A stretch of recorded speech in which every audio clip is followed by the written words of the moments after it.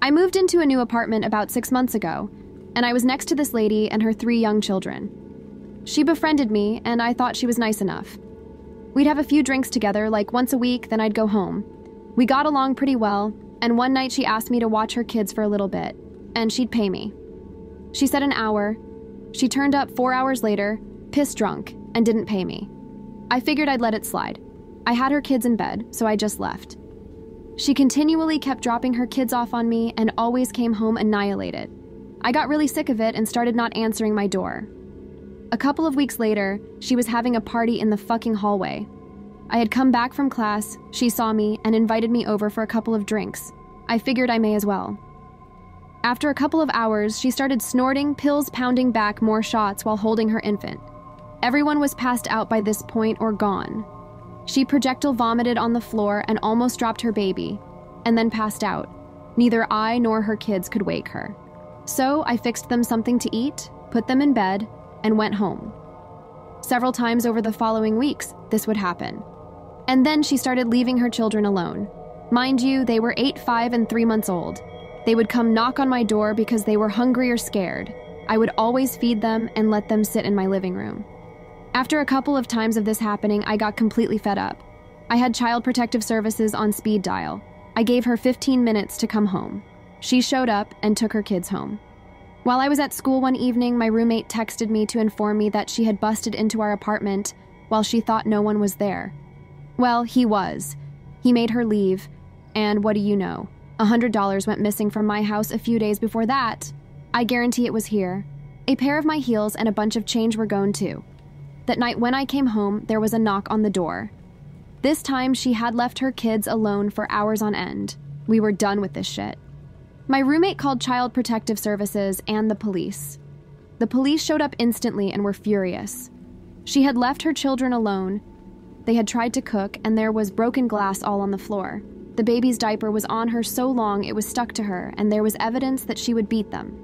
I told the police all that I'd seen over the past few months. They took our statements and waited for her to come home.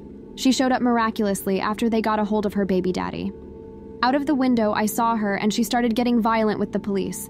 They slammed her onto the car and arrested her. One of the police came back upstairs and informed me that she stated that I was supposed to be watching her kids. She wanted me to lie for her. I said absolutely not. Turns out she was drunk on arrival, had previous child neglect charges, and a theft charge.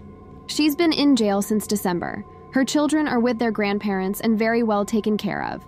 This bitch was a nightmare. I'm glad to be rid of her.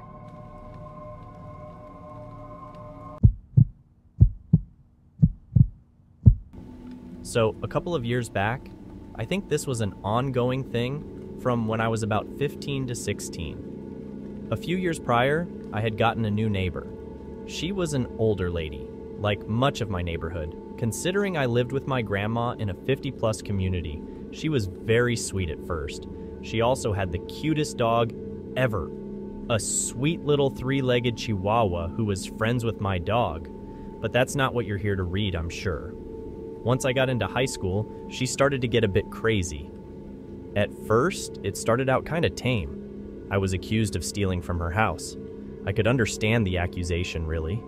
I mean, I was the only teenager around, and you don't see many old people breaking into houses. The accusations were very odd, though, because she accused me of stealing dog treats and incense from her.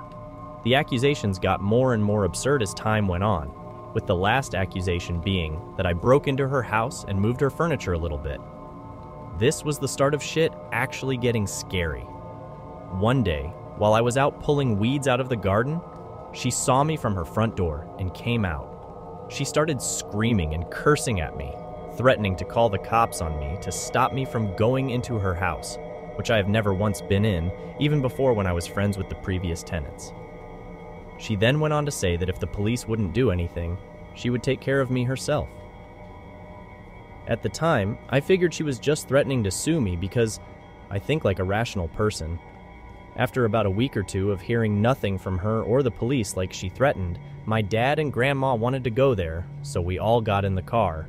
I was the first one in the car and seated in the back seat, where the windows were tinted enough that you couldn't really make out if anyone was sitting back there or not. She apparently had seen my dad and grandma get in, though. My neighbor from across the street was a family friend, and she called my dad telling him about having to call the cops on our crazy neighbor. She heard her screaming for me from inside her house. She had walked out to see what was going on, just to see this crazy woman stalking around outside my house with a giant kitchen knife. She had apparently thought I was home alone at the time. She ended up being held for 72 hours under a psych evaluation, but was deemed fine. Once she came back, I wasn't allowed to be home alone anymore. Not long after she came home, though, she decided to be very nice and apologized to me while my dad was with me. It didn't last long, though, because about a month later, the same old accusations started again. I think she learned not to look for me with a knife again, though, because she would just call me a bitch or cunt whenever we were outside at the same time. And if I was outside on my own, she would watch me from her windows. She even growled at me a couple of times. Eventually, she was taken for another 72-hour psych evaluation for something I wasn't told about, and she wasn't allowed to come back to the neighborhood.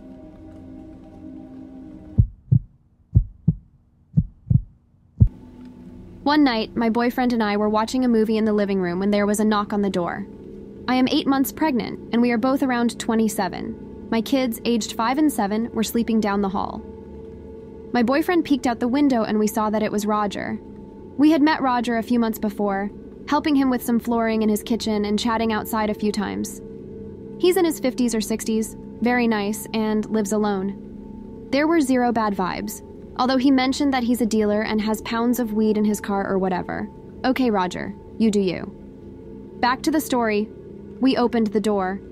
It was late and dark, and at this point I was looking at Roger as if he were a nice little old man.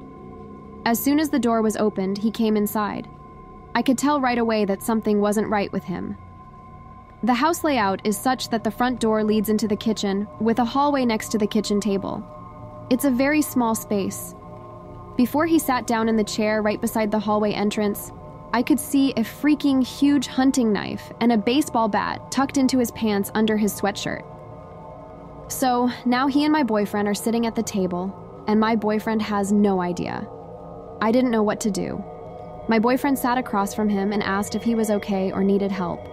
He started getting very agitated, yelling that, "The people at my house are not happy with you," and he was yelling about the flooring we had helped him with in the summer.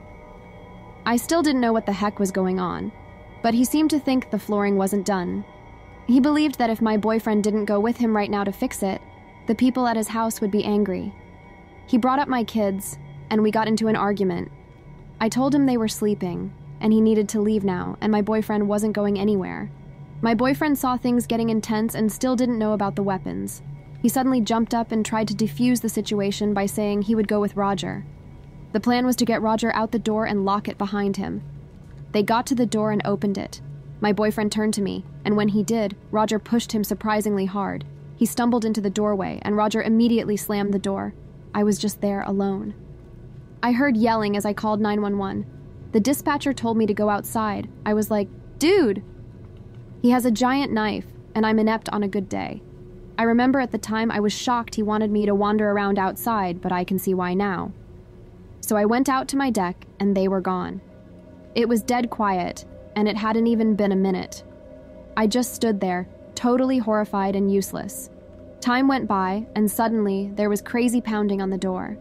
Thankfully, it was my boyfriend. I opened the door, and he came flying in with his eyes bugging out, holding a mystery axe. The 911 operator and I were like, "What the heck is going on?" Apparently, as soon as they got to the road, Roger pulled the knife out, and the yelling was him threatening to cut your fucking head off for the people at my house. My boyfriend instantly booked it out of there and ran through yards to get back home, grabbing someone's axe on the way. The police came. We had a court date, but we just sat outside the courtroom until they told us it was over. Roger was there in an oversized suit. He lived in the same cul-de-sac as us, and my kids waited for the bus where he walked by. No one ever told us if he was arrested or when he was let out. We moved soon after,